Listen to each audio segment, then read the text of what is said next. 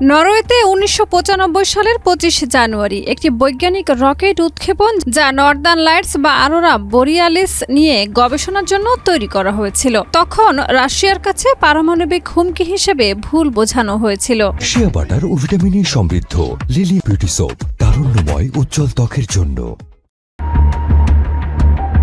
দৈনন্দিন দিনের মতো দুপুর গড়িয়ে বিকেল রাশিয়ার উত্তরাঞ্চলের বিভিন্ন রাডার স্টেশনের স্ক্রিনে দেখা যায় নরওয়ের উপকূলের কাছ থেকে একটি রকেট দ্রুত উপরে উঠে যাচ্ছে। তখন অনেকেরই ধারণা ছিল বার্লিন প্রাচীর ভেঙে যাওয়ার পর পারমাণবিক উত্তেজনা শেষ হয়ে গেছে। কিন্তু রাডার পর্যবেক্ষকরা জানতেন, যদি যুক্তরাষ্ট্রের কোনো সাবমেরিন থেকে রকেট নিক্ষেপ করা হয় তাহলে মাত্র ১৫ মিনিটে মস্কোতে আঘাত হানা সম্ভব।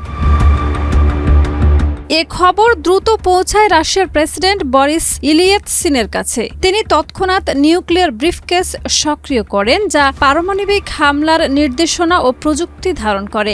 যুদ্ধের প্রতিরোধ নীতি বা মিউচুয়ালি অ্যাজিউর্ড ডিস্ট্রাকশন অনুযায়ী উভয় পক্ষ নিশ্চিতভাবে ধ্বংস হতো যদি আক্রমণ চালানো হতো।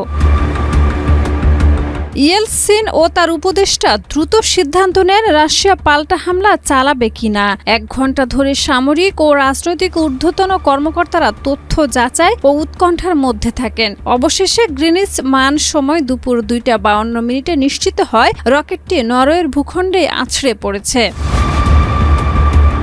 পরবর্তীতে নরওয়ের প্রতিরক্ষা কর্মকর্তারা জানান, এটি সম্পূর্ণ শান্তিপূর্ণ গবেষণামূলক উৎক্ষেপণ।